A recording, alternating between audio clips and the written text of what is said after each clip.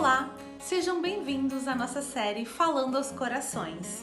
Estamos iniciando hoje uma série de vídeos sobre as vocações, trazendo para vocês um pouquinho da experiência dos vocacionados. Apresentamos nesse episódio o Padre Cedemir, nosso querido pároco, falando um pouco sobre a vocação sacerdotal.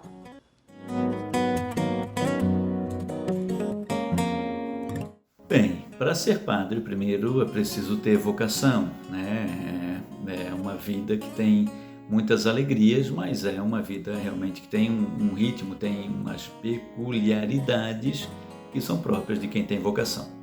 Aí as etapas formativas, você pode se tornar um padre diocesano ou um padre religioso. Padre religioso, padre das congregações, os padres que poderão ser enviados em missões para várias partes, diversas partes do globo, onde a congregação que ele for fazer parte tiver casas de missão. Então as congregações têm etapas de formação que são um pouco distintas às vezes entre si.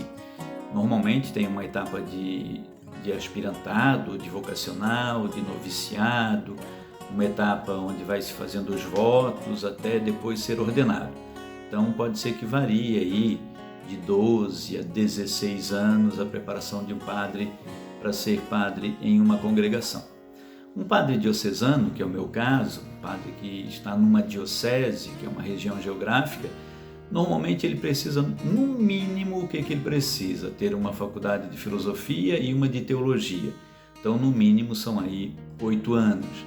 Normalmente, ao final da teologia, ele faz um ano de estágio pastoral, onde ele vai receber a ordem do diaconato, ele é ordenado diácono, para depois ser ordenado padre. Então a gente está falando aí em torno de 9, 10 anos. Se ele já entra para o seminário na fase adulta, se ele entrar ainda no ensino médio, tem toda a questão do ensino médio ainda, que pode levar isso aí até mais uns 12, 14 anos. Mas no mínimo, são 8 anos. Filosofia, teologia, as duas faculdades e a convivência em comum com os seus outros colegas seminaristas, que é para criar também esse espírito de comunhão, de fraternidade, que depois vai reinar no clero aí. Se você entra para o seminário e não se torna padre, mas você será um cristão muito bem formado, um homem muito bem formado, capacitado aí para ser um bom cidadão, porque a formação do seminário é muito boa, tenha certeza disso.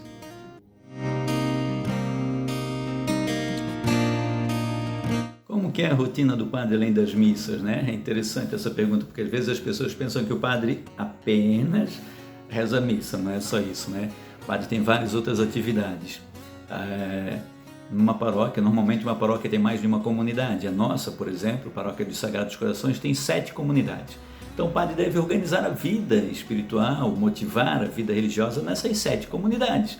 Organizar tudo que tem de movimento de pastoral, então, por exemplo, a liturgia, as festas, os padroeiros, as equipes de formação, a catequese, né, para as crianças, para os adultos, preparação para os matrimônios, tem que organizar todas as pastorais e movimentos, tem vários movimentos, como o movimento da renovação carismática, movimento familiar, movimento de irmãos, movimento de cursilho, vários momentos de atuação na paróquia. O padre deve estar à frente, motivando as comissões que organizam a vida em cada uma das comunidades. Tem comissão que são os centros, as comissões pastorais de comunidade CPC, que vão organizar, motivar, porque em cada uma dessas comunidades também tem aquilo que tem na comunidade matriz, é o padre que lidera, que organiza, que motiva.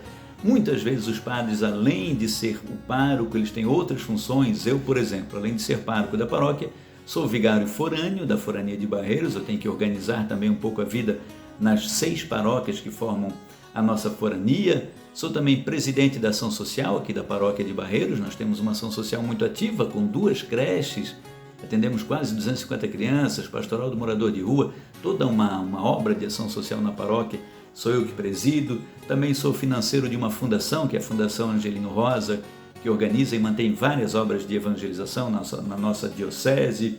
Sou também assessor eclesiástico da Pastoral da Comunicação, assessor eclesiástico da Pastoral da Criança, sou assessor também das equipes de Nossa Senhora, faço parte do conselho editorial do Jornal da Arquidiocese, diretor espiritual de vários jovens, de vários casais, Temos ainda as nossas atividades todas com relação ao atendimento de confissão, orientação espiritual das pessoas, visita aos enfermos, visita aos doentes, né?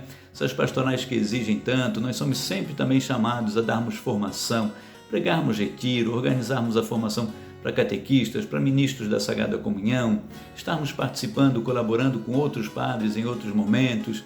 Então é uma vida realmente dedicada, nós nos dedicamos 24 horas por dia, 7 dias por semana para a obra de Deus, para o reino de Deus. É uma vida que vale muito a pena, mas é uma vida 100% a serviço do reino. Não dá para perder tempo, não. Muita coisa para ser feita, muita coisa para ser organizada. Eu diria que um dos maiores desafios que o padre enfrenta é também o desafio que talvez Jesus tenha enfrentado, o desafio de anunciar a palavra de Deus num mundo com tantas contradições, com tantas dificuldades, hoje num mundo tão urbanizado, num mundo tão distante de Deus, num mundo onde existe inclusive uma certa aversão e até uma revolta em alguns casos contra Deus, né? O cristianismo continua sendo perseguido nos nossos dias. Então, ser padre tem muitos desafios. Conciliar pessoas em torno de Jesus Cristo, em torno do ideal do Evangelho, chegar nas pessoas hoje, né? Chegar nas pessoas que estão nos seus apartamentos, nos seus condomínios fechados, chegar nas pessoas que estão enclausuradas no seu hedonismo, no seu egocentrismo, no seu individualismo, no seu consumismo, nessa nossa idade, nesse nosso tempo, nessa nossa modernidade, no nosso tempo contemporâneo. Existem muitos desafios para a vida do padre, mas existem muitas alegrias. Muitas coisas boas acontecem, vidas transformadas, pessoas que são restauradas. Então, os desafios existem e a gente vai fazendo aquilo que cabe a nós e deixando que o milagre Jesus realize, e aí as bênçãos acontecem e as alegrias são maiores do que as tristezas, com toda certeza.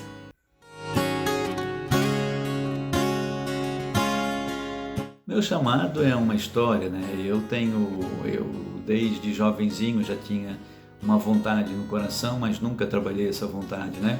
Então, quando eu fui para a catequese de primeira Eucaristia, já a minha catequista achava que eu tinha já algum dom nessa direção. Depois o meu catequista de crisma também, mas depois da crisma eu dei uma sumida da igreja, passei vários anos longe, voltei depois já com 20 e tantos anos para a igreja, a convite de um primo para ser catequista. Aí depois eu não sei mais, aí me tornei catequista, me envolvi na igreja e essas coisas todas, não consegui mais sair. E daí fui trabalhando a minha vocação, entrei para o seminário, fiz toda a experiência da filosofia, da teologia. Mesmo assim, no final da teologia ainda entrei em dúvida, passei um tempo fora e fui fazer missões no sertão da Bahia. Passei lá 5 anos. Foi uma bênção de Deus na minha vida, muito grande ter estado lá no sertão. E aí, de lá eu voltei, pedi para ser ordenado e daí me tornei padre. E hoje estou aqui com a graça de Deus, sendo padre nessa paróquia maravilhosa, com essas pessoas maravilhosas, realizando essa missão que Deus me confiou. Não sou digno de estar realizando essa missão, mas Deus confia na gente e a gente se coloca a serviço. A cada dia, Deus vai nos modelando e as graças vão acontecendo. Cada dia a gente vai respondendo sim, vai renovando o nosso sim a esse chamado tão maravilhoso que Deus faz para a gente.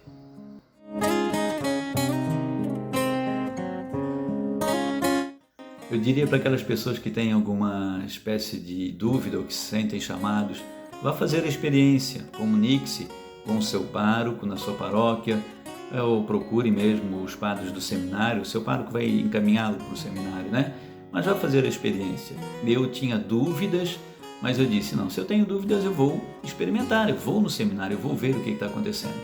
Fui, e aí a gente vai confirmando. Muitos amigos meus entraram para o seminário e saíram, né? Não se tornaram padres. Eu acho que se você sente o chamado, tem que dar um sim a Deus e tem que fazer a experiência.